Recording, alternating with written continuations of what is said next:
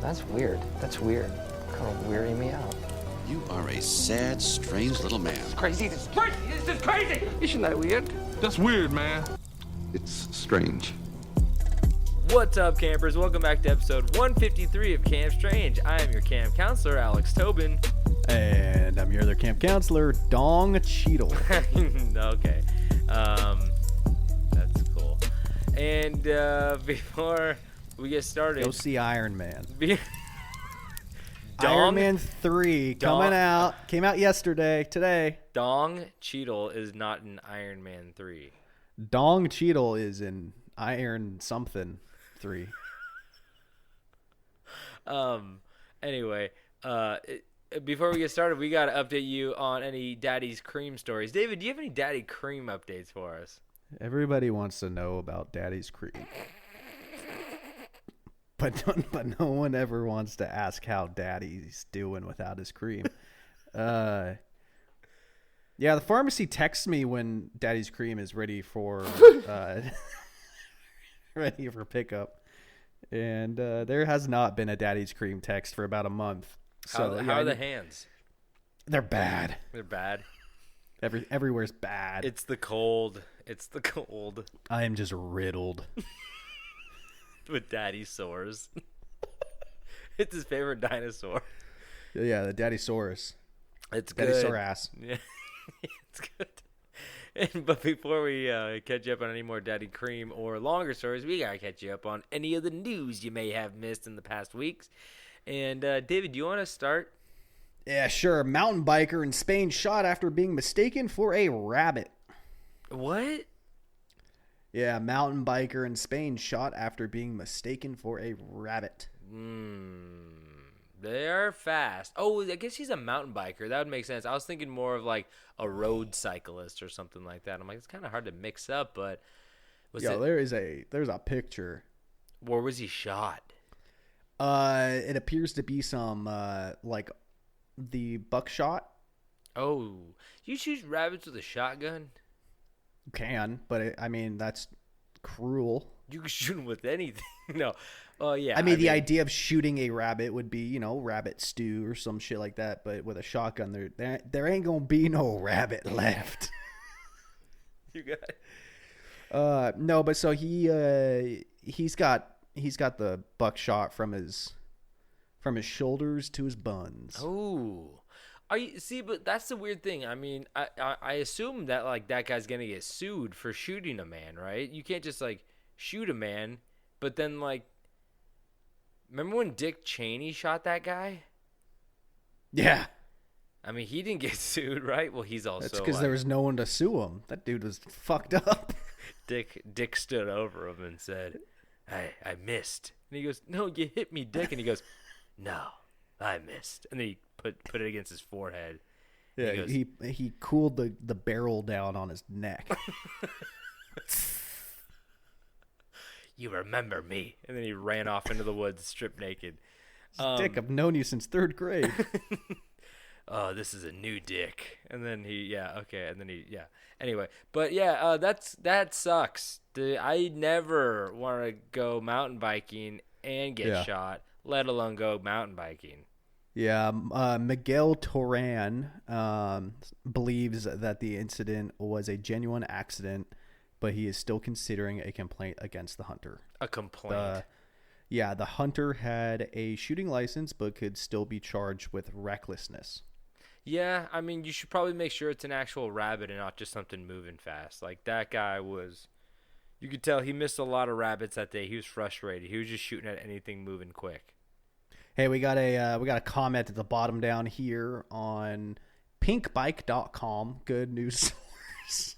All bike related and rabbit. It honestly is. Top comment is, he must have been doing a lot of bunny hops. Oh, they just took our fucking thunder. Why didn't we think of that?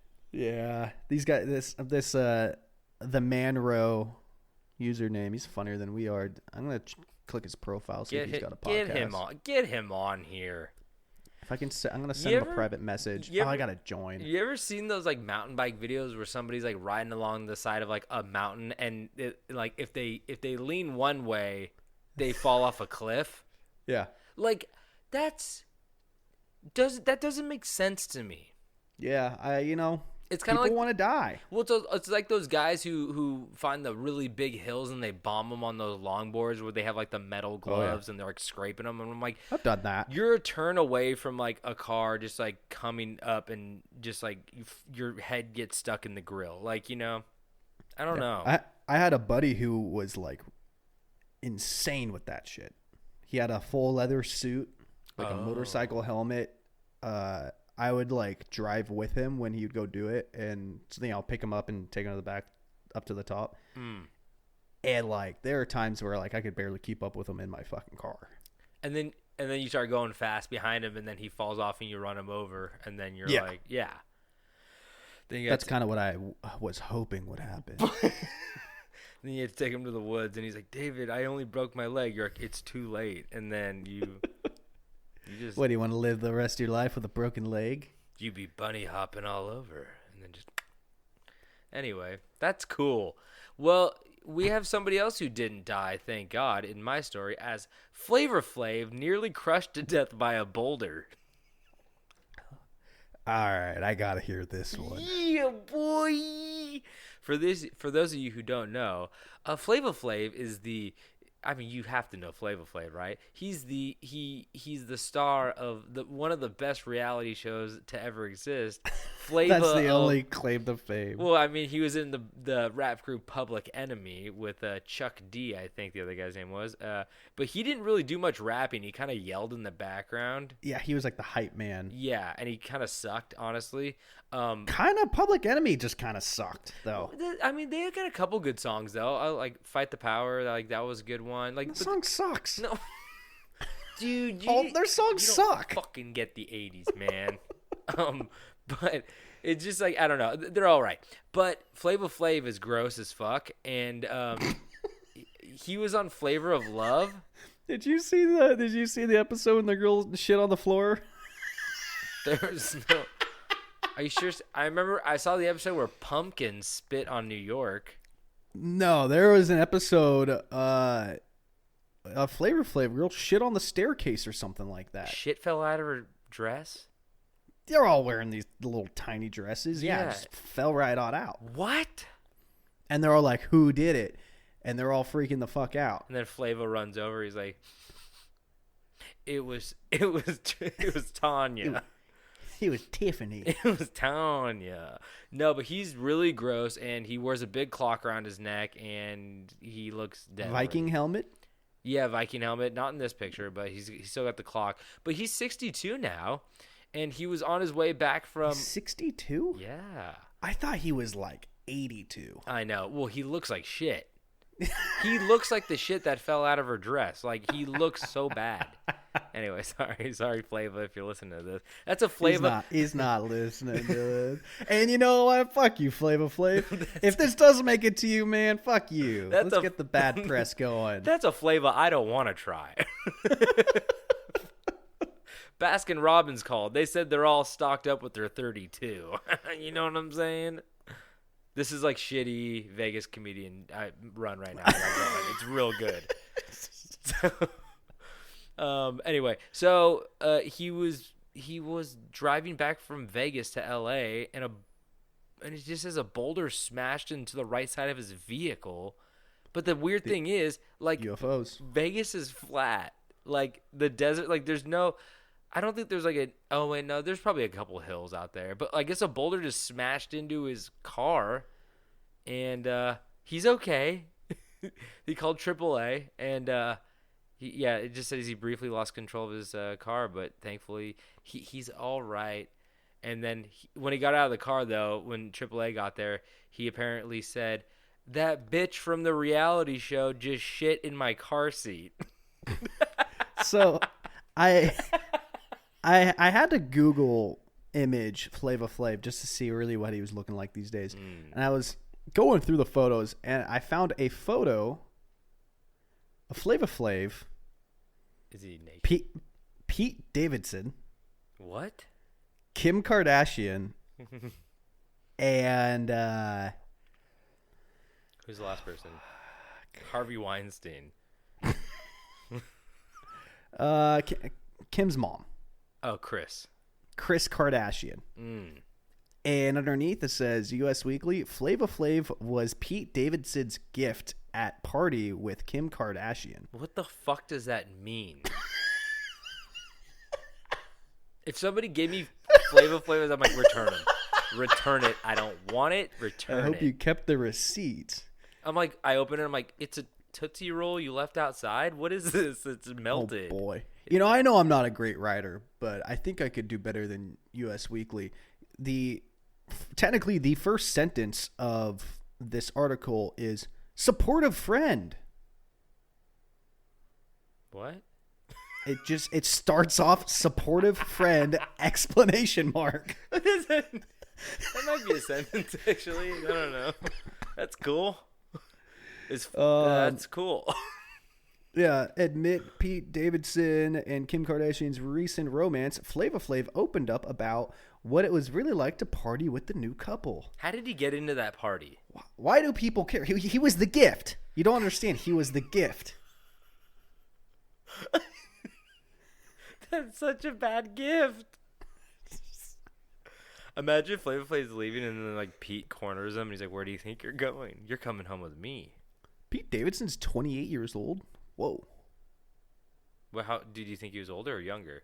Yeah, man, he looks like a goddamn corpse. But he's a funny corpse that every woman wants. That's true. That is true. Can't deny that. I mean, you guys like murder, right? All you ladies out there, you like murder. No wonder you're into Pete Davidson. He looks like he's Jack Skellington. He looks like somebody who murders and who has also just gotten murdered.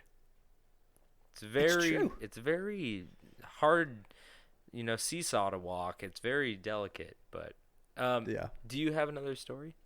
I do. Boy, this one's really for the holidays. I thought of a better way of introducing this one, but I already forgot because I forget after 10 minutes. Venomous snake found lurking in family's Christmas tree. I saw that. South Africa. I didn't even click on the article yet. I'm doing that right now. I got a pop. It says that I was blocking pop-ups. I couldn't read it, but yeah, I think it was in South Africa. We just got a tree 2-3 days ago. Yeah. Tree prices have gone up, people. Holy shit. You're telling me, man. Oh, man.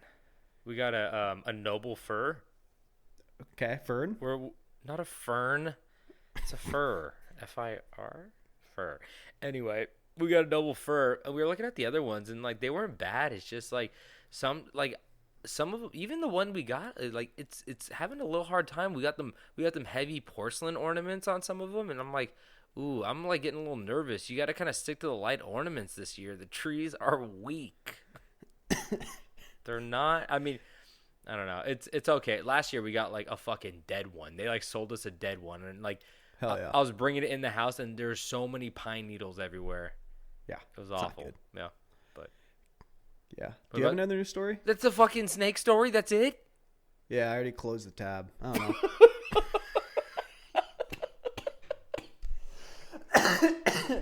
Word of advice: check your trees for venomous snakes. I guess. Give it a good rattle. Yeah. I don't know how you could tie it to the top of a car and drive it home and put it in like a stand and then find out it has a snake in it. But hey, you know what?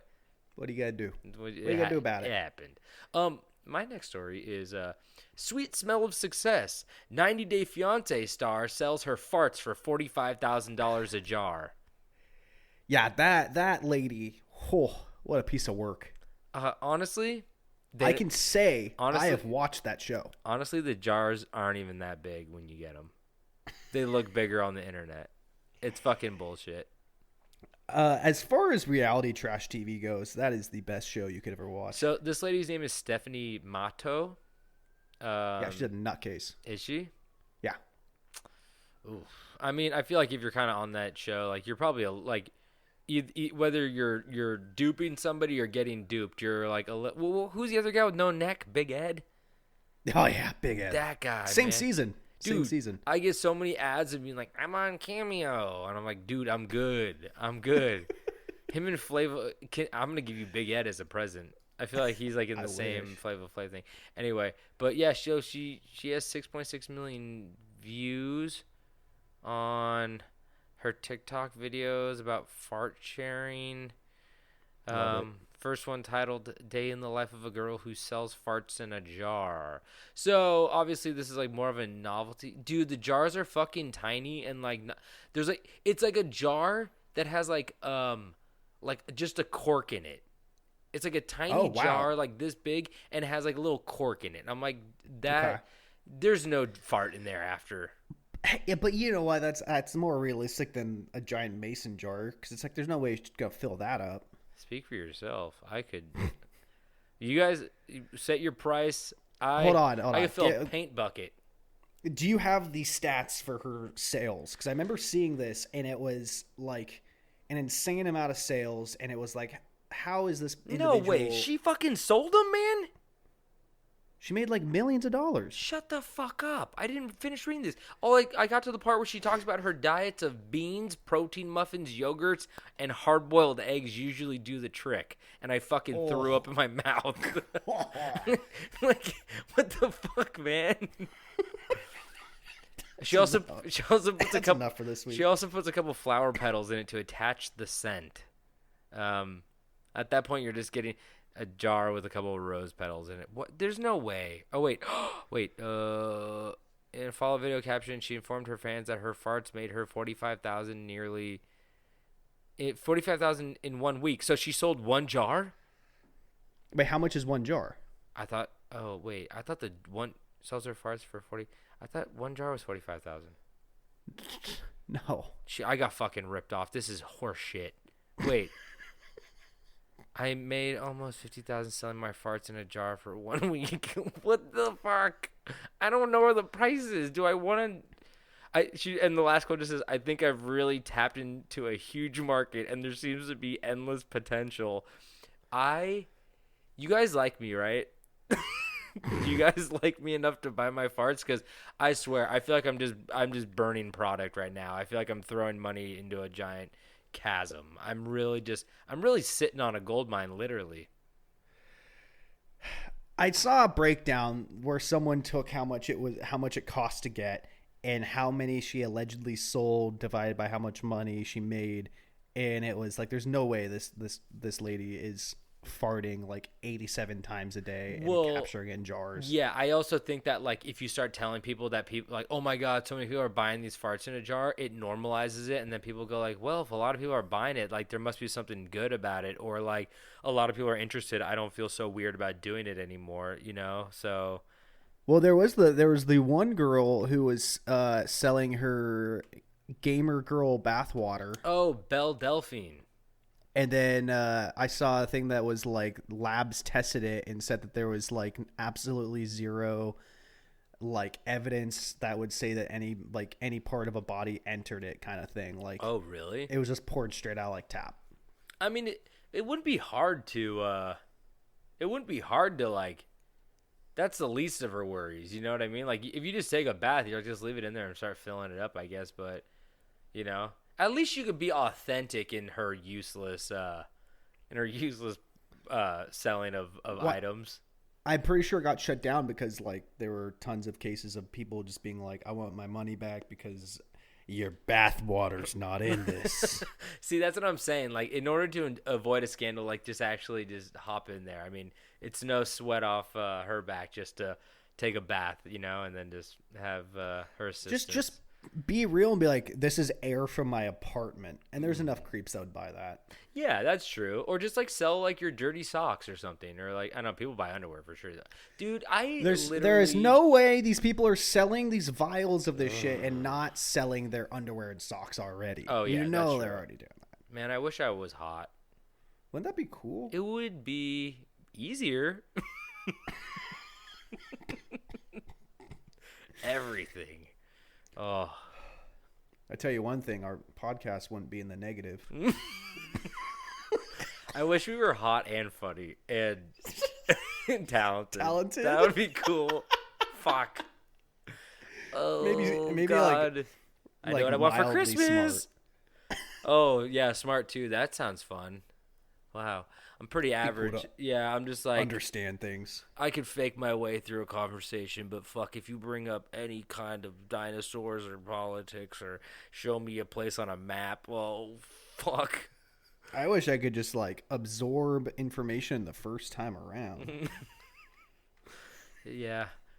David reads a page about 3 times, then moves on to the next page. I've never read an entire book. David. Now's not the time. Anyway, should we get into these stories? Well, I was gonna say, speaking of news, have you seen anything about Urban Meyer? Urban Myers? Urban Meyer. Is that the hot dog guy? Nah, that's a football coach. Doesn't his baloney have a first name? No, Oscar Mayer, but I not know. Did you bring up Urban Meyer last time? You know, I might have. We might have done it once or twice because lately it is insane how every single day there's a new news story about Urban Meyer. Who is this guy? And he was a longtime coach at the University of Ohio State, and he's the head coach of the Jacksonville Jaguars at the moment, and they've got a hot 2-11 record right now. Ooh.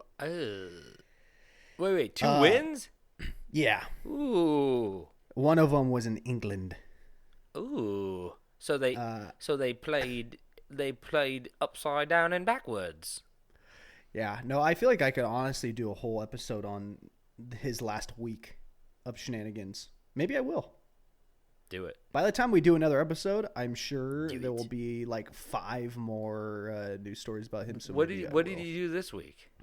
Today the news came out that he kicked his kicker in the face. That's the last guy you want to challenge to a kick fight. I tell you right now, buddy. He's asserting dominance. Yeah, he kicked him in the face while he's like stretching or something. Holy shit. That's kind of cool. It's kind of kick ass or kick face. Yeah. No, he has no idea what's going on. It's a very strange story because he was a very successful college coach, and in the NFL, it's like he has no idea what the fuck is going on. Oh, did he just jump up from from college to NFL like this year? Yeah. Yeah, he's losing it. This last week, people are asking about a player's like play time, and he was like, "Yeah, they played, and you can look in the stats, and they did not play a single down." Like he has no idea what's happening. Well, he's probably just like freaking out. 2-11. He's not gonna be there for long. He's just like he's trying to do whatever he can to. He's faking it until he makes it. Let's just say that. It's a different animal, college to NFL. Not a lot of coaches can be successful in both. Who's the Seahawks coach? Pete Carroll. Yeah, he did it. Yeah, he coached at USC, and he was very successful at USC with Reggie Bush. But the reason he jumped to the NFL is because he was about to get busted for illegally recruiting players and paying them money. Oh shit, that's right. Didn't can't Reggie throw too much shade because so did Chip Kelly, and that's my Oregon Ducks. Oh yeah, didn't he Reggie like lose his Heisman or something like that? Yeah. Yeah, fuck, that's crazy. Anyway, all right, let's get into these stories that we got for you. Let's do it. Okay. Now, David, would you consider yourself a fashionable yet resourceful guy? As in you like to look nice, but you like to be unique and crafty about it. I would say the second half. You just mostly unique and crafty. I wear what fits my fucking your weeble wobble body, your weeble wobble fucking figure. Whatever I can do. Well.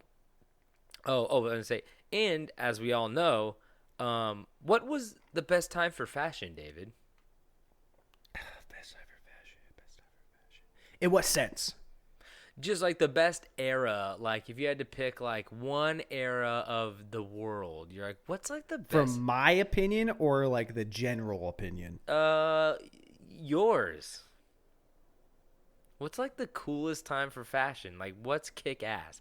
If you actually get this, I'm going to be very impressed.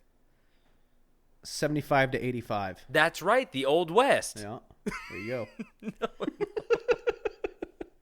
No, the Old West. 1875 to 85. Ding, ding, ding.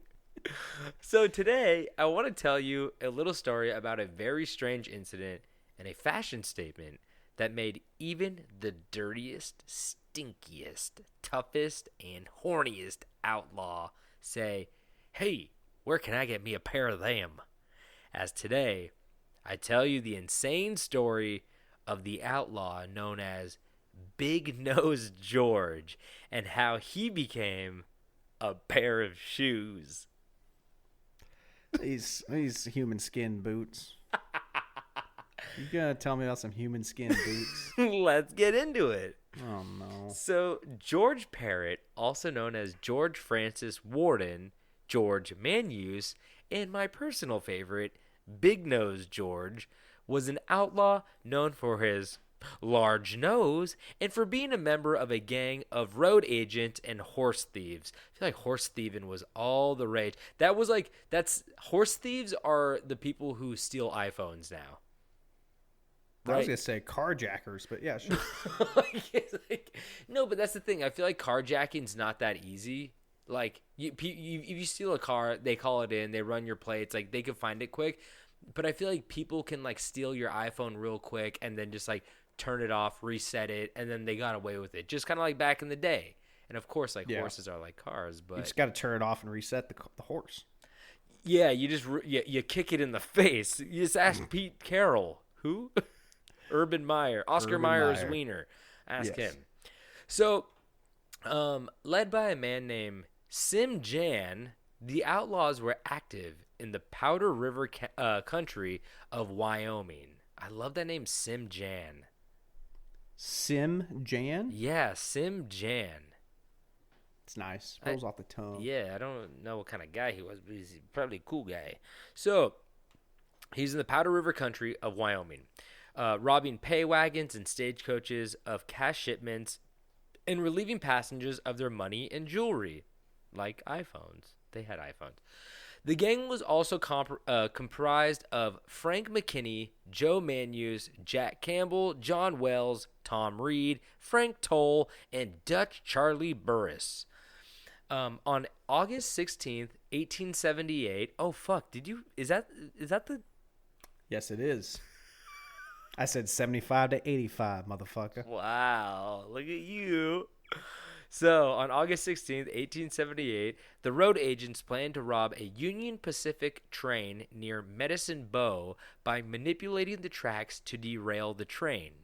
However, as 7 of the outlaw members hid in the brush waiting for the train to arrive, a section crew came along and discovered the tampered rail. How cool is like robbing a train? I played Red Dead Redemption 2. We know. I wasn't. Oh my god! I thought we were over this. I wasn't good at robbing trains. I feel like I'd shoot somebody and then everyone would get off the train and I wouldn't get anybody's money. But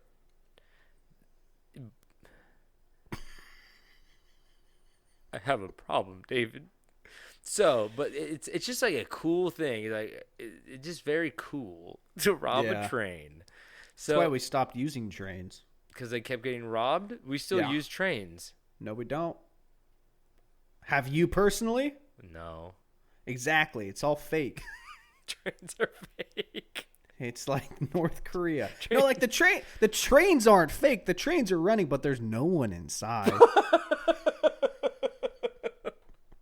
Oh, I love that conspiracy theory. You like walk up to somebody at work and be like, "Have you ever seen anybody in a train?" And someone's like, "Yeah." You're like, And then you know who's working for the government. It's true. Then that's when you take out your fiber wire and wrap it around their neck. Be like, "You robot bitch." just try to unhook the batteries. So reportedly, Frank McKinney wanted to shoot the guys who found the section crew that came along and found the tampered with rail. But Big Nose George and Frank Toll objected, saying they hadn't come to kill section men. I guess section men are just like dudes who check on different sections of the railroad. I'd be good at that. Yeah. Seems easy. Like that monkey. Yeah, exactly.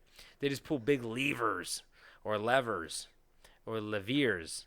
Meanwhile, as the crewmen repaired the track, a railroad foreman rode ahead to stop the approaching train and informed the law that the rails had been tampered with.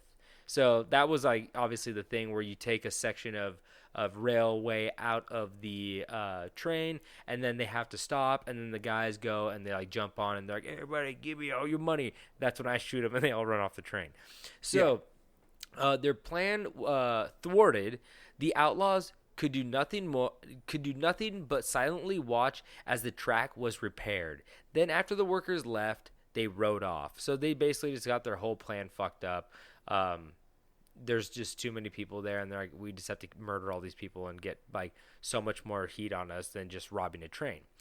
So in no time, a posse was sent to apprehend the would-be train robbers.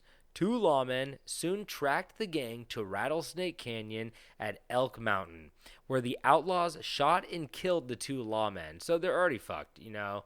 The 2 lawmen show up, and then they just get blasted, and now they're in big trouble. So afterward, the gang split up, heading in various directions after discovering the 2 dead lawmen. The Union Pacific Railroad doubled their efforts in the tracking the murderers, and county authorities offered a $10,000 reward for their capture. Oh shit! $10,000 and 18. What was it? 78? You said? Yeah, something like that. Yeah, 78, 79. It's a lot of money. I know. I mean, I don't know what that. What does that translate to? Let me see. $10,000. 10. Calculating. 1879. Let's see. That's not right. It says it's worth $7,000.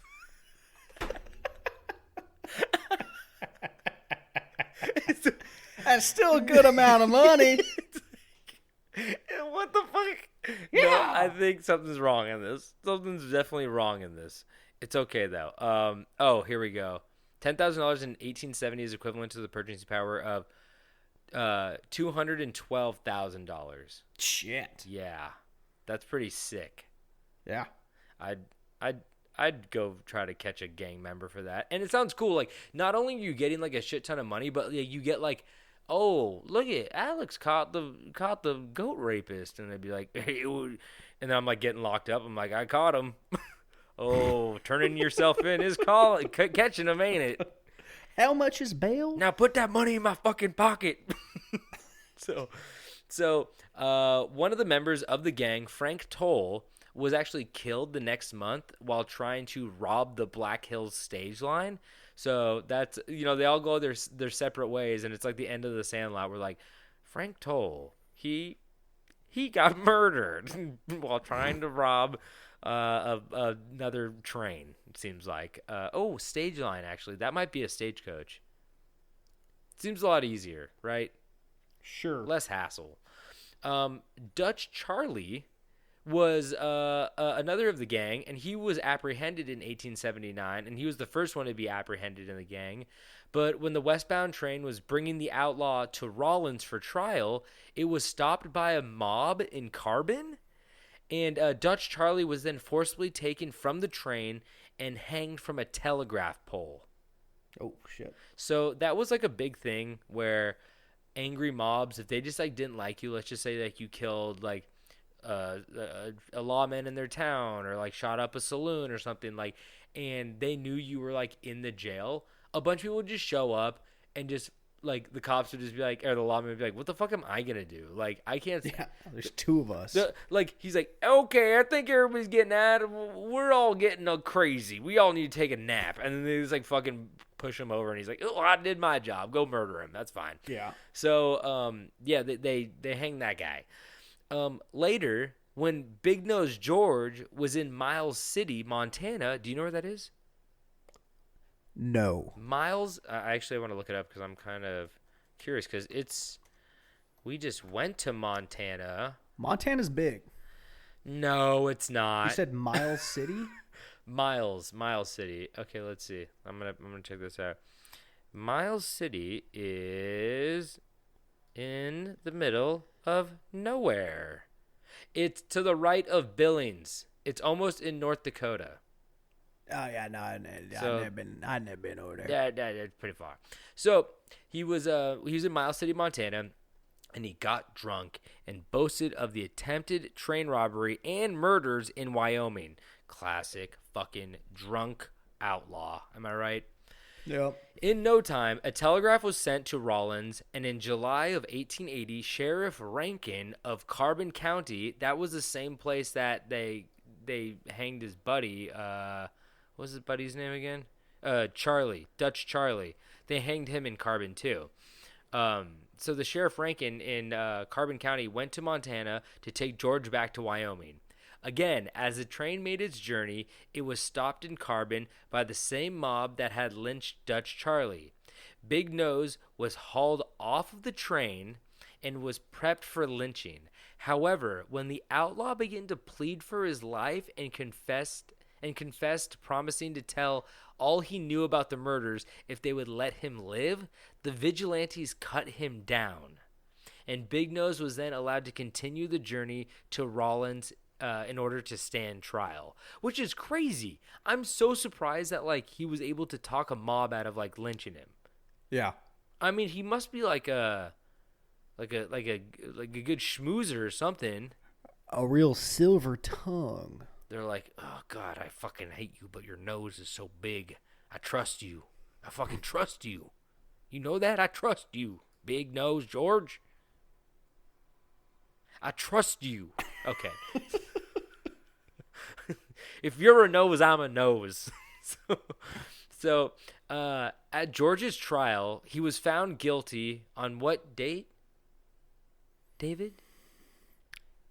June 3rd. December 15th, 1880. Close. It's close. The very same date as today. He was found guilty today in 1880. What? 140 years ago, December 15th. 142 years ago, right? 141. There you go. Yeah. Crazy.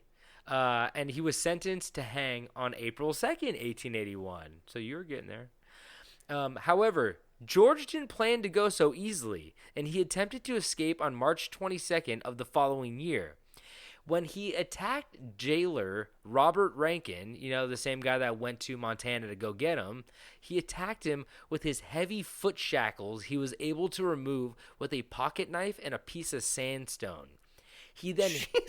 I know, it's fucking MacGyver, dude. How shitty are these fucking locks? Dude, everything sucks. Dude, I always think of that scene from Shanghai Noon when Jackie Chan pees on the the electrical fence? No, in Shanghai Noon there's a fucking electrical fence. No, he pees on a shirt and then like wraps it around the bars and then takes a piece of wood and like intertwines it with the shirt and then like twists it and it bends the bars inward and then they're able to sneak out. The only thing I remember about Shanghai Noon was when they were in the hot tubs. Little bathtubs. There's no hot tub in that movie. What year do you think this is? Maybe like a hot spring? I don't know. They're in some bathtubs. You're like, I just remember them playing their PSPs. Tony Hawk Pro Skater 3 on their PSPs. Ooh, I'm more of an underground guy, but yeah, sure. So, he just fucking MacGyvered this shit with a pocket knife and a piece of sandstone, which is crazy. And then he hid in the washroom and then slammed the heavy metal chain onto Rankin's head, which caused him to cut his scalp and fracture his skull in the process.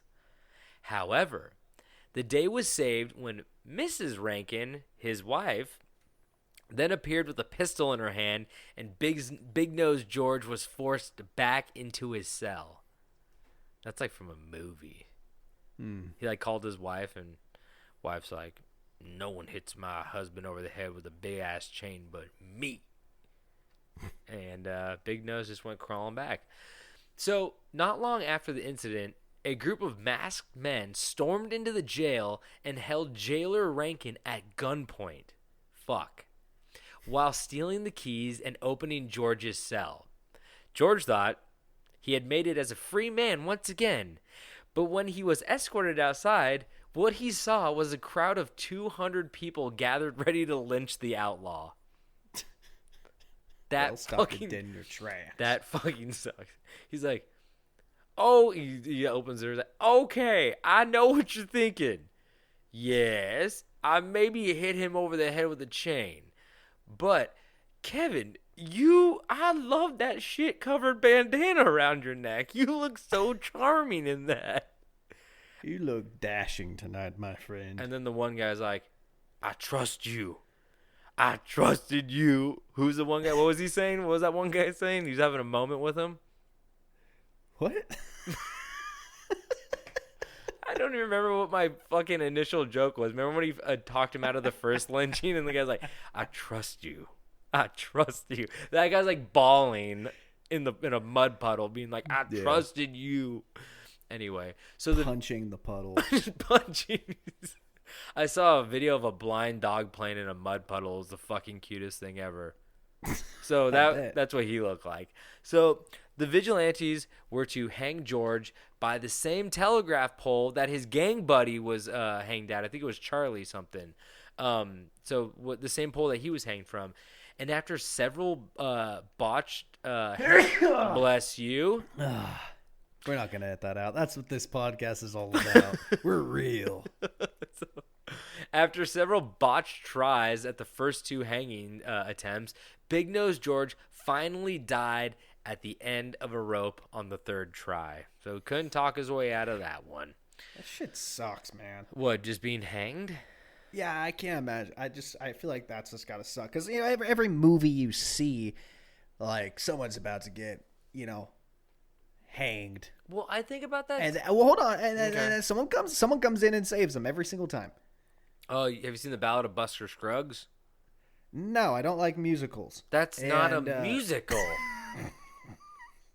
Change the name. That's the meme. That's the meme with James Franco being like has a noose around his first time, huh? Yeah. But I'm just saying, every movie there, someone comes and saves them. In real life, that never they just die. They die. That's it. David's a doctor, everybody. He knows what he's talking about. But I'm just saying, like, it's true. Back then, when there weren't movies, it's like, fuck, man, it's gonna suck. Like, the guy has his head in the rope, and he looks over at the guy, and he goes, "Wait, is this a movie?" And the guy goes, "What's movie?" And he goes, "Fuck." What movie? What's movie?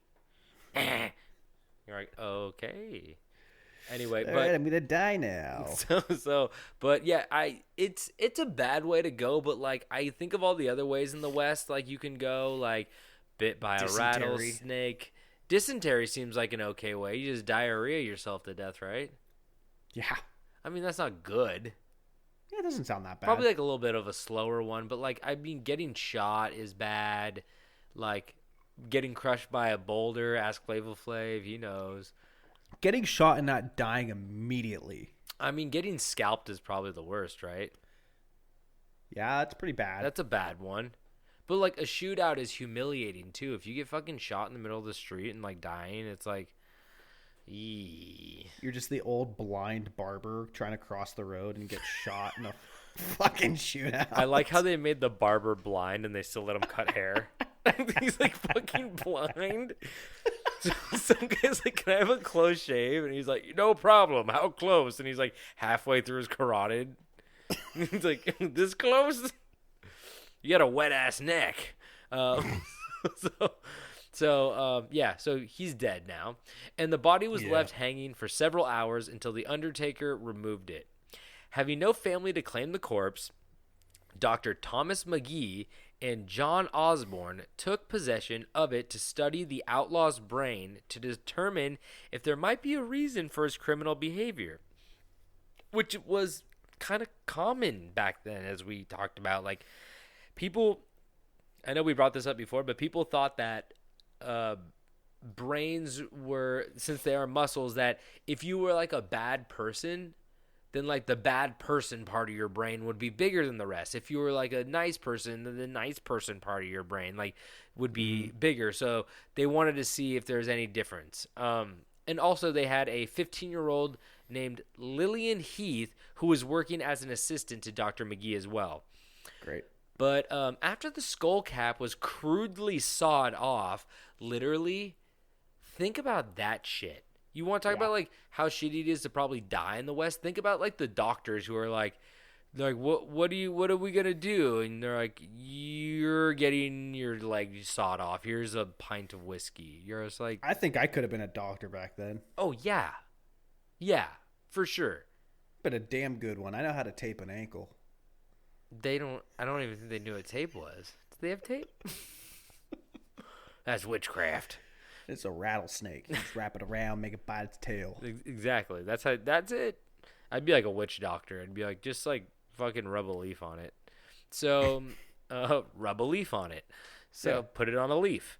So, after the skull cap, which means the top of his head, was crudely sawed off, the doctor examined the brain and found no marked differences between George's brain and a normal one. Though I just went and killed some fucking dude. What do you mean? You're a really nice person. We gotta study this guy's brain. It's too nice. I don't trust him. He's a fucking nice guy. Do you know he babysat my dog and didn't even ask for money?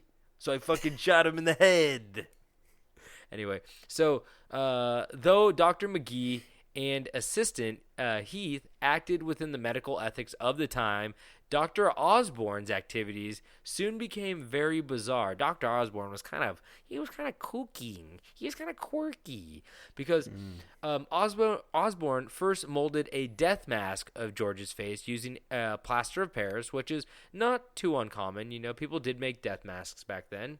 Yep. But the mask was without ears because while George struggled at the end of the rope, his ears were torn off. Oh! They don't put that in movies. He almost made it, though. Yeah. It wasn't for that goddamn nose of his.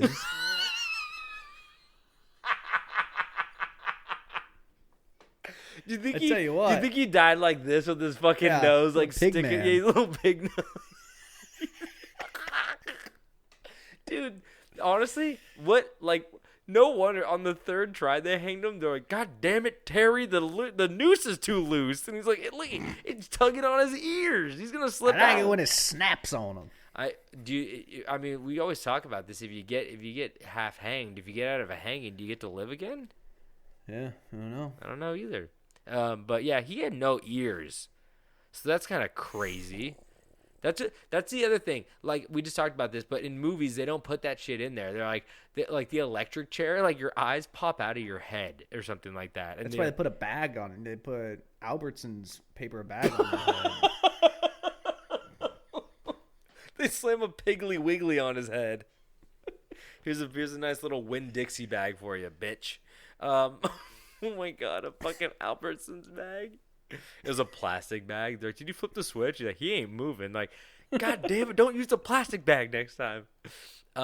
So, yeah, he got the death mask, the earless death mask. Next, Osborne removed the skin from the dead man's thighs and chests, which the doctor sent to a tannery in Denver with a set of very strange instructions. The tannery was to use the skin, including the dead man's nipples, to make him a pair of shoes and a medicine bag. David? Why? It looks like you're envisioning these nice blue suede I'm shoes. trying to imagine. Do we have photos of them? Oh, they're out there. Oh, fuck. Oh, they're out Gotta there. see that. I mean, they look like kind of normal shoes a little bit because right here, when Dr. Osborne received the shoes, he was disappointed to find they didn't include the nipples. That's the pay. But, that was the that was the tannery's pay. Even the tanner was like, okay, I can't put the nipple on it, right? Yeah. These nips come off? What's going on here? You know what they should have done? They should have put the nipple on like the tongue of the shoe and used it as like one of those pumps. You know, like the pump Air Max or whatever the fuck they like make them like, you know, just like push the nipple. It's just making the shoe wet. Don't invite Dr. Osborne to your house. He'll track milk into it. He'll track milk all over the floor. He's got milk shoes. So when he was upset that there was no nipples on the shoes, but he still proudly began to wear them anyway. Fucking wearing these shits. So the rest of George's dismembered body was kept in a whiskey barrel filled with a salt solution for about a year. So they just were like, we made the death mask, we cut off his nipples and his most of his flesh, put him in this whiskey barrel full of salt. And Osborne continued his dissection and experiments for a time when finally the whiskey barrel and the outlaw's remains were buried in the yard behind Dr. McGee's office, which is kind of crazy in itself. So, despite the doctor's odd behavior in the desecration of George Parrott's body, or Big Nose George's body, he soon became prominent in local politics. So this fucking Dr. Osborne, became prominent in local politics, and in 1892, the doctor was elected as the first Democratic governor of Wyoming, and was said to have worn the shoes at his inaugural ball in 1893. And later, Osborne would become the Assistant Secretary of State under President Wilson. Jesus. And he was walking around in human flesh shoes. Yeah, them fleshies, they make it into the White House. You know what? I kind of hope they did. Yeah, maybe those on one fleshes. Occasion. Like I like to think the president's like, wow, can I get me a pair of those fucking nipples? No, they couldn't put them on. Bring them over. Let me feel those nipples. I drew those on. So somewhere along the line, the skull cap was given to the young, because remember they cut off the top of the head too. Yeah. So the top of the skull was given to 15-year-old Miss Heath, who would later become the first female doctor in the state of Wyoming, which is fucking cool, actually. That's like a kind of a fun little, look at him now. Yeah. And over the years, the skull cap was said to have found some use as an ashtray and a doorstop in her office. Okay, I'm sorry, but a human skin ashtray does not sound like a good idea. It wasn't a skin ashtray. It was just the skull. Oh, okay. Yeah, it was just like a soup bowl made of bone. Yeah. Well, that's cool. Yeah, it's pretty cool. I'm not gonna lie, if somebody gave me like a real human, I'm looking at this fake human skull that I think you brought to me like 3 years ago on like a Halloween, or you bought it at the store. I still have it in my fucking house.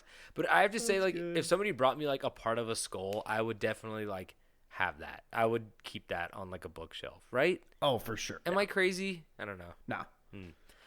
But if you gave me your nipples, I'd definitely sew them over mine. I hate mine. I fucking hate mine. So yeah, ashtray and doorstopper. Not that great.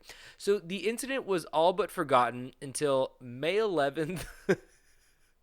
So I'm just thinking of like the first guy going in Wyoming being like, he walks into her office and he's like, ugh. He's like, hey doc, I gotta be honest with you. I was a little skeptical and nervous about, going to a female doctor, but you seem really qualified and nice in this office. Is that a piece of a skull right there shoved under the door? Excuse me.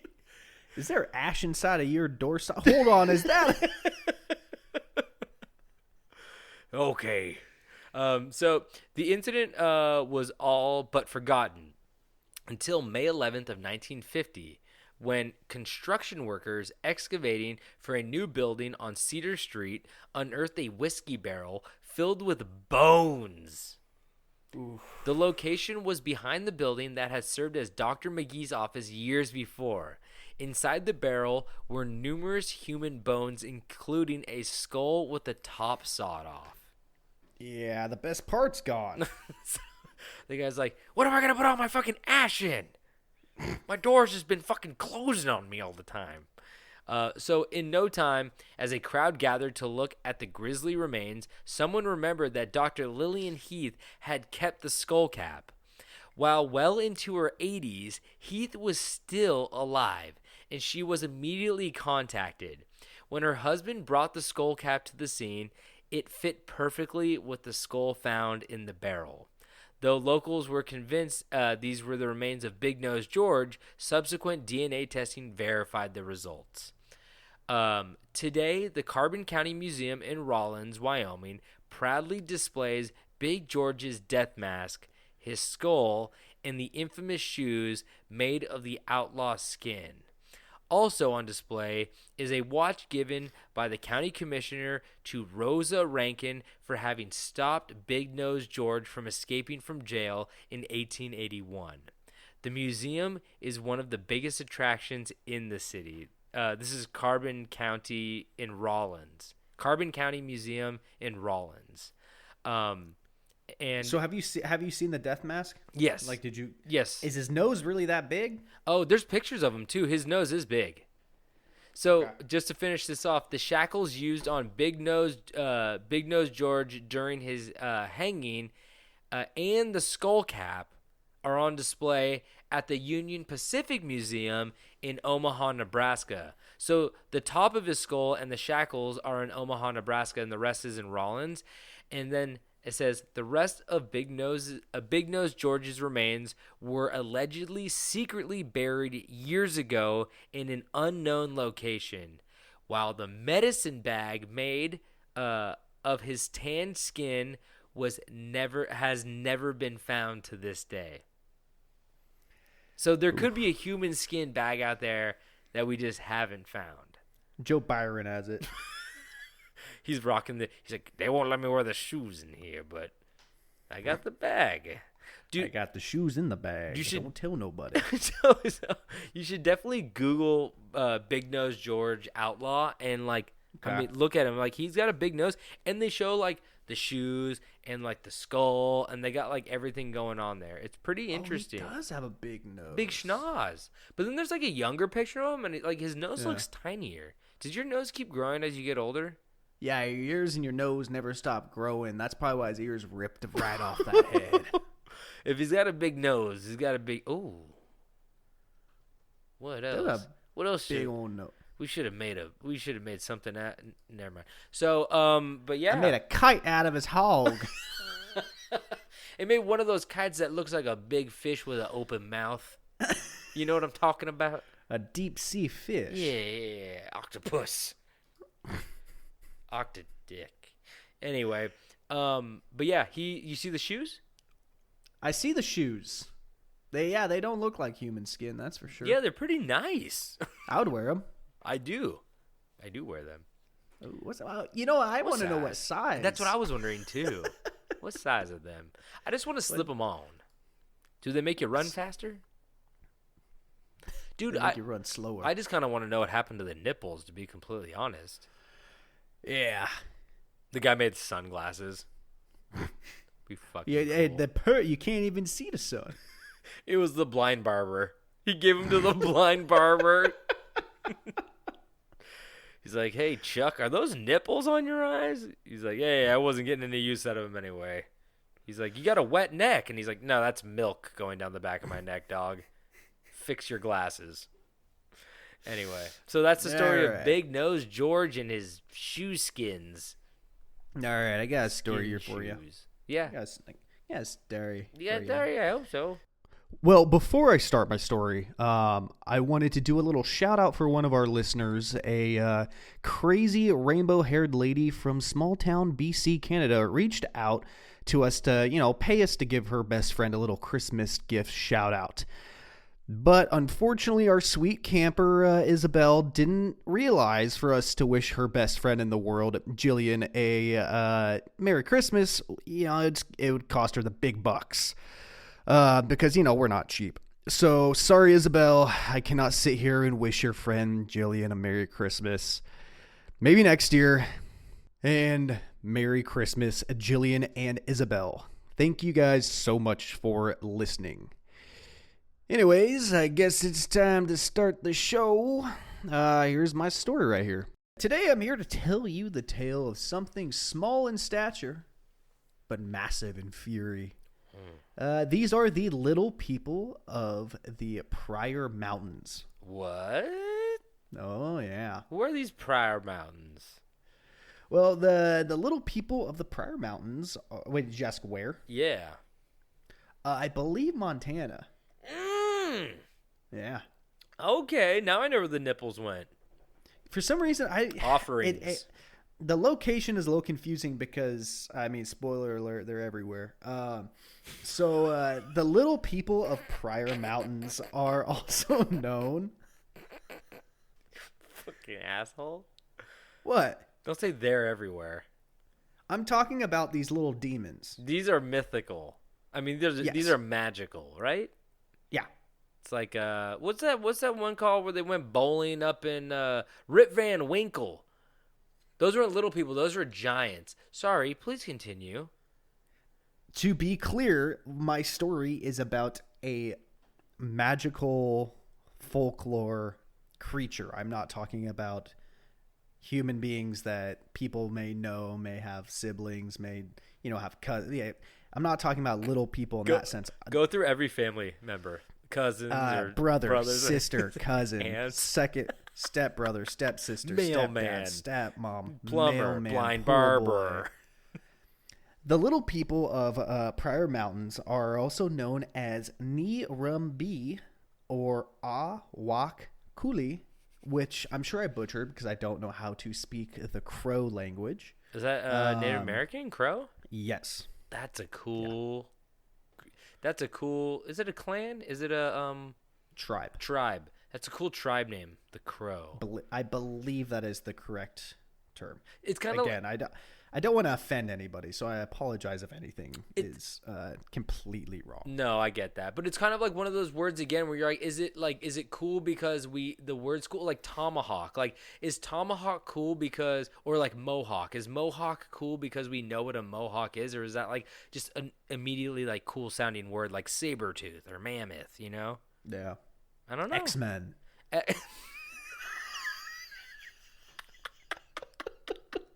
Power Rangers. Wow. Power Rangers, I'm not trying to, dunk on anyone, but the name Power Rangers is much cooler than what the Power Rangers actually were. Yeah, that's cool. Yeah, I don't know how to speak Crow, but these little mountain people are a race of ferocious dwarves, and again, this is not like talking about your brother, people, your sister. Yeah, your sister, your dad, your mom, your grandpa. So yeah, they are ferocious dwarves in the folklore of the Native American tribe, the Crow Nation, among other tribes in the Native American community. The little mountain people were seen as imparting spiritual wisdom and played a huge role in shaping the destiny of the nation known as Crow. And that is because they played a part in the dreams of iconic Crow chief Plenty Coops. He's got a lot of coupons. Come on. I'm sorry, but I don't know what to do when you say things and my brain makes a connection. Many Native American tribes in the West had common stories and religious beliefs of the role that these little people played. My more local Oregon tribes, like the Umatilla, referred to them as stick Indians, and other tribes in the Oregon area as the new Nez Perce. Sorry, They call the little people stick Indians, and then Nez Perce called them Itzteyaha. Way back in 1804, the Lewis and Clark expedition had... Wait a second, that can't be the right date. What year was it? It couldn't have been 1804. Why not? For Lewis and Clark? I don't know. Why not? That sounds about right. Let me see. America was founded in 1776. Yeah, but they didn't discover the fucking West until later. 1803, yeah. I guess that's fair. Yeah. Didn't think about that. You know how long it take to walk?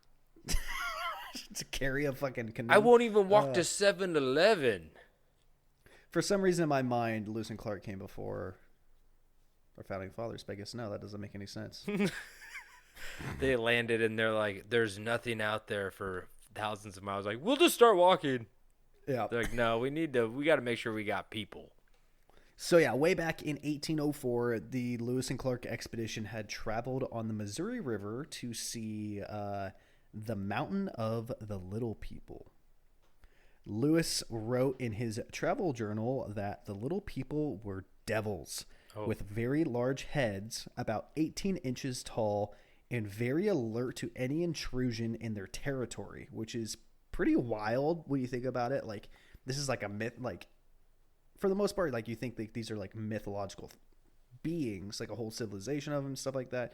But like, William Clark wrote this like as if he like came in contact with them, like they are 100% real. It is like really, yeah, that is kind of weird how that happens. Like I feel like there's other historical figures where like they'll reference like a mystical, like mermaids are a perfect example. Yeah, I feel like there are like Magellan probably has like, he's like, yes, we've seen them with like, I mean, a lot of people go like, oh, it was a manatee, it was, you know, this or that. But, a beluga whale. Yeah, exactly. But like people go like they're beautiful, and then like in the journals it'd be like they have scaly tails, and you're like, oh yeah, manatee, and then they're like, or like a whale, and then they'd be like, and then they have beautiful long hair and the face of a woman, big old tits. And then I'm like, oh, manatee, that's definitely a fucking I know a manatee when I hear one. He's like, the milk was like, so good. Like, what if Lewis and Clark had many entries in their diaries about seeing like Bigfoot? Exactly. Bigfoots. Yeah. But like, I don't. It's so crazy. Like, I wish I could like talk to them and be like, "Did you see it?" Be like, "I did." Well, wait until I tell you more about these guys too. And then he just takes a huge opium hit. He's like, "I saw it." You're like, "Okay." So the Sioux tribe said that the devils carried sharp arrows which could strike at a very long distance, and that they killed anyone that tried to walk into their territory. So that's you know, I talked about the Crow earlier. This time talking about the Sioux. So yeah, it didn't matter if you're a Native American or some pasty colonizer. These little bastards would kill anyone. Oh, they didn't have like a peaceful relationship with any of the Native Americans around there? They did. We'll get into that. Okay. You got to give them a couple ears. Yeah.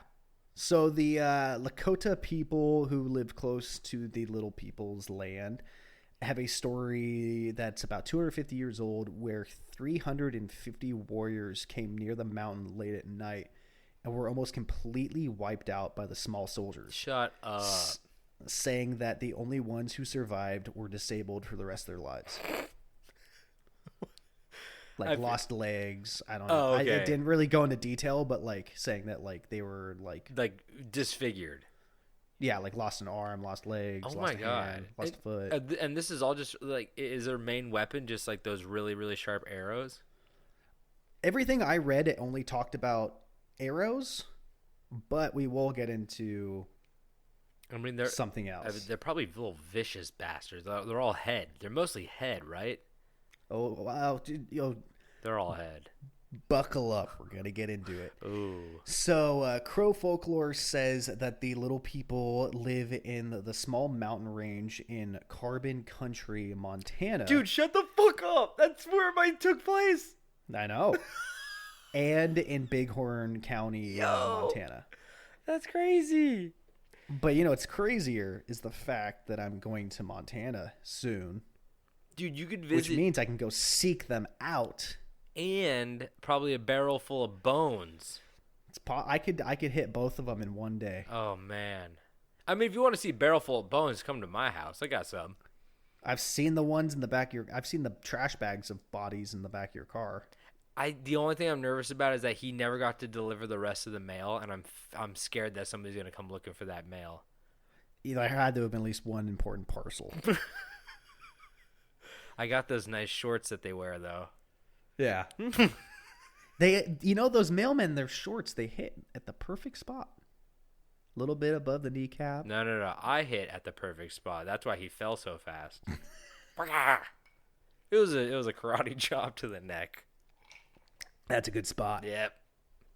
So petrographs on the rocks in the mountains show images of the Little People, and they are believed to have been made by the devil-like creatures themselves. So they're doing little self-portraits.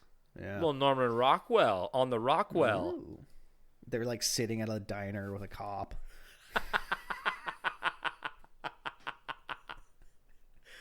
I mean, I was kind of thinking of the picture with him looking in the mirror while painting himself. Remember, classic, that's a classic Norman. Yeah. Yeah. Classic Norman. God. Now I know I described them from what William Clark wrote, but I want to think that the Crow description is a lot better. So the Crow says that they are about knee high, large, nearly round bellies, Ooh. incredibly strong but short arms and legs, with no neck. The boy's got no neck. How am I gonna take him down? You know I'm all karate chop. I know they're your weakness, man. You can't. Fuck. What are you gonna do? They're everyone's weakness. Let's not kid ourselves here.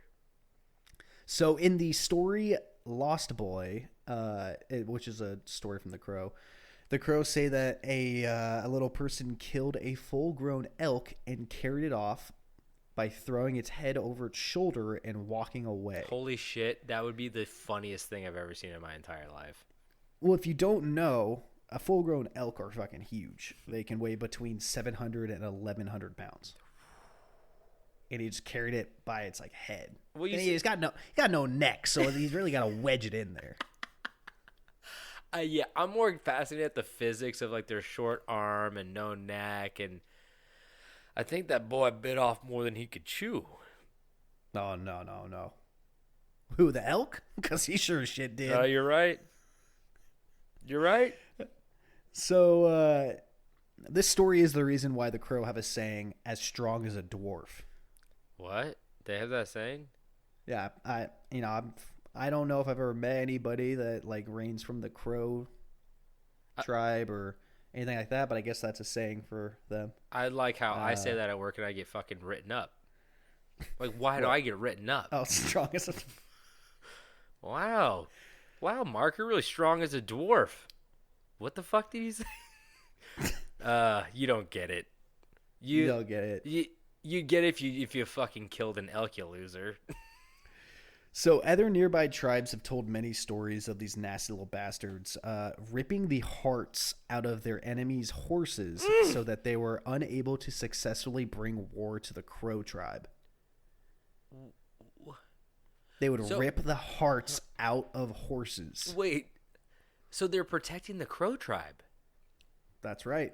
That is because the Crow were smart and saw powerful allies. I love this. I love a good ally story. Yeah. The Crow would make an offering to the little people every year. Now, what was the offering is a little unclear. Pumpkin loaf. But it was believed that the little people would snatch up kids, food, medicine, and tobacco. So maybe the Crow made an offering of that list. Of a kid with a lipper in full of... I know. Yeah, I know what you're thinking. I know what you're thinking. They would offer their kids. Right. But if they're going to snatch one up, wouldn't you take advantage of like being able to choose what shitty little kid you want them to take? Ooh. It's like a better version of Santa's naughty or nice list, you know? Like, you better act good or we're going to hand you off. Ooh, wait. That's kind of like the Minotaur thing that we were talking about, too, where like they would shove them in the maze, be like, go in there, see what you find. But again, like I said, I have no idea what the actual offering was. I'm not trying to provide false information saying that this tribe would just hand kids over to these monsters to be killed. It's kind of weird to think about it because, like, you know, it's that whole thing where it's like, is one life worth more than like the 300 people of the tribe that got like slaughtered or disabled? And you're like, well, it's a kid, and you're like, yeah, but it's still like one life for like 300, and you got to make that hard choice. And the kid's kind of a shithead anyway. He's been cheating. He could have been a total piece of shit. He's been cheating in all the games. He's fucking yeah, I get it. Sloppy steaks at Ciccolini's. This is a real piece of shit. So at this time, the Crow had only known how to make arrowheads out of bones, but it was believed that the little people had an art of crafting arrowheads of stone, which were much more dependable and lethal, which I think also contributed to them being able to like shoot their arrows farther. There was more weight at the tip. So that kind of was like they would like find their arrows and be like, holy shit, like these are way better than ours. Yeah. That's why they're so dangerous. And they can rip hearts out of horses with their bare fucking hands. Dude, their arms are so short. Are they just like jumping into the chest of the horse? The heart's not that far. Put on a shirt with a little target. Horse hearts aren't that far. Like, what does that mean? But far from what? From me ripping them out. I'm gonna kill your horse. I'm gonna kill your horse. Daddy needs some new glue. You sick bastard. So the little people are also often referred to as spirit dwarves, which was a lighter outlook on them and a more positive view. They were believed to be able to give blessings or spiritual incitement to ones deemed worthy. So like they weren't like some people didn't see them as like these monsters. Like some people saw them as beings that could provide, you know, like unearthly things. I feel like a lot of like mythical beasts out there. They kind of have like a, you know, even the most dangerous ones do have like a positive swing or side to them. You know what I mean? Where it's like, oh yeah, these like even like mermaids, like they grab you and they rip you to the depths of hell. But then like if you can befriend them but like they would give you an elixir of eternal life, and you're like, oh, bring you many pearls. Exactly. I mean, that's just the way of being like. Everyone's like, why don't we just go murder all these guys? And they're like, nah, they're okay sometimes. Like if we just don't fuck with them, you know, like. You know? Yeah. That's just how it is. So for the most part, the crew refused to enter their territory, obviously, because they would get fucking annihilated. Gobbled up. Yeah. But occasionally one crow would enter unarmed in an attempt to ask a little person for help or advice or something like that. Ooh, that'd be like I'm like picturing that. That'd be such a cool scene to like walk in. Good and movie. Like, yeah, that's what I'm thinking. Yep. It's like a scene straight out of like Game of Thrones or something. He's like, I come. I didn't add it in, but there was a like folklore story of a small child who got left behind during a move, and the little people like took the child in and raised them as their own. Like the kid learned magic from them and stuff, even though he was just a normal human being. Was it Kevin McAllister? It was Kevin Bacon. Well, I was going for a Home Alone reference, and I think you went for just a Kevin reference. But he taught them all to dance. See, the crows didn't want him dancing, but he brought dancing to the little people. He did, and they became even stronger. And then when he learned his magic, he turned into the Invisible Man. Oh yes, of course. Yeah. Of course. So we talked a lot about the stories of little people, but let's talk about the more physical evidence of their existence. The physical remains of the tiny people have been found in various locations on the western United States, particularly Montana and Wyoming. That's what I was saying earlier about how like they're like everywhere. Like I think they found them in multiple states. The remains are usually... Yeah, the remains are usually found in caves, fitting the description that they were perfectly formed, dwarf-sized people. Okay, so they're like... I mean, how big are their fucking heads? Apparently big. I don't know. Maybe it was all meat. A lot of meat. Like normal-sized skull, but like a meaty-ass head. Just a big old meat slab of a head. Hey, that boy's head's on meat. Don't go near him.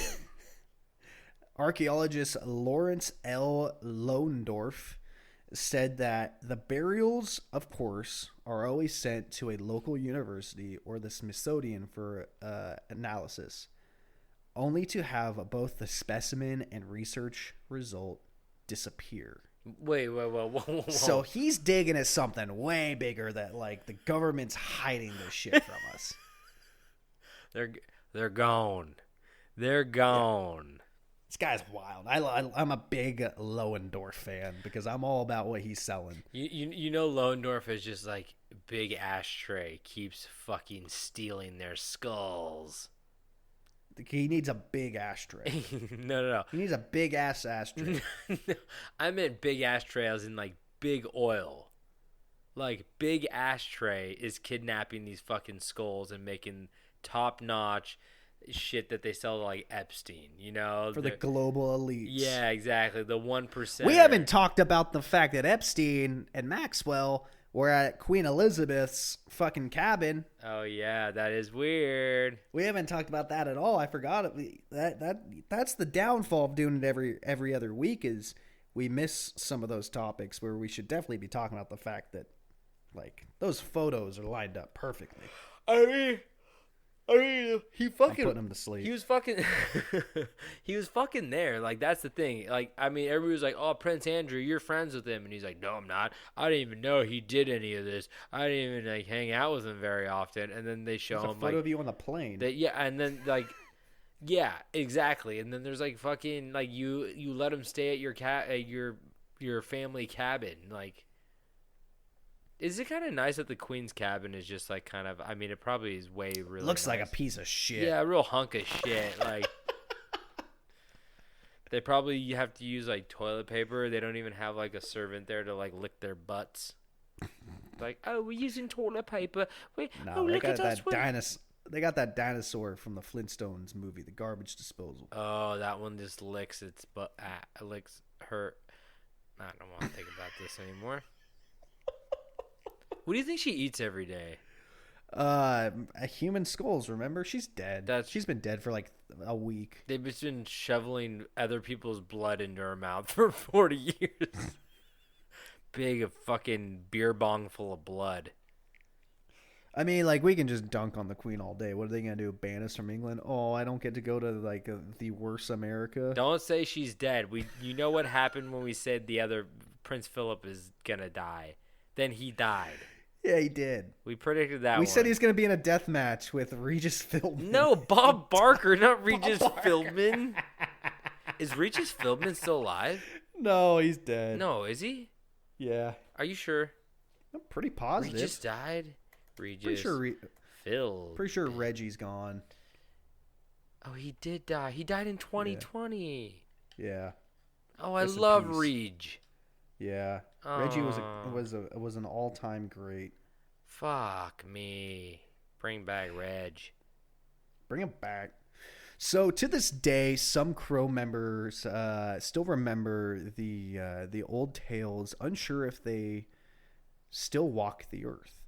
So they leave offerings for them when they go on their, journeys, walks, hikes, whatever. That's probably a good call. Better safe than sorry. So this is a cautionary reminder. Next time you are out in the wild of Montana or Wyoming, make sure you keep one eye up, one eye around knee height, because you never know what could be coming for you. It's true. Rip your horse heart out, right out your fucking chest. I mean, horse hearts are bigger. The horse is bigger, so they could just rip ours out. Yes, of course. But they got to find it. They're looking where the horse's heart is. They ain't going to find nothing but jelly beans there. They stick their hand where they think the horse heart is. They're going to find a lot of Cadbury eggs inside of me. Cum eggs? What? Oh, yeah, if you crack them open. They got the white in them, the white caramel. What is that shit? What is that shit? It's Daddy's cream. Okay, waiting for Easter to roll around. That sounds like a good place to end it. Anyway, so thank you guys so much for tuning in once again. We always appreciate it when you guys drop in and hang out with us, and we love telling you these stories. So it works out. It's mutual. If you guys want any more information, go to our Instagram at Camp Strange Podcast. Click the link in the bio, and you could buy any merch you would like. I don't think you get it in time for Christmas now. You might actually. I don't know. You might actually make it. And you could. There's a bunch of other hyperlinks in there. You could click them around, see what you got. If you want to rate, review, subscribe on Apple Podcasts, that would be great. We always love a nice review. If you want to leave something nice, we'd like that. If you leave something mean, we don't like it, but who's gonna read it besides us and just feel bad? It's fine. No one's Just checking gonna- that just to gonna- really. We're just gonna go back and look at it and feel sad all the time. Yeah, we'll be like, well, what did we do wrong? Oh, we're Talked talented. about Chance the Rapper. We're dude. Oh, David, you do not drop that. Somebody gave us a 5-star review, and then David said something bad about Chance, and then they dropped it to a 3-star review. It was funny. David hung on to that one. He was just like, what? To be fair, we like Chance, but the album was bad. Ooh, I love my wife. I love my wife. Anyway. What else? If you guys want to send us anything via email, send it to campstrangepodcast@gmail.com. And if you want to DM us, we're always on the DMs, and we always appreciate when you guys send us those fun little weird stories you guys find. We have a couple submissions about gravestones and all that other fun stuff, and we always appreciate it. We just lets us know you guys are interested, and we like to know that you guys are enjoying this stuff. So yeah. And David, do you have anything to say before we officially head out? Spider-Man dies.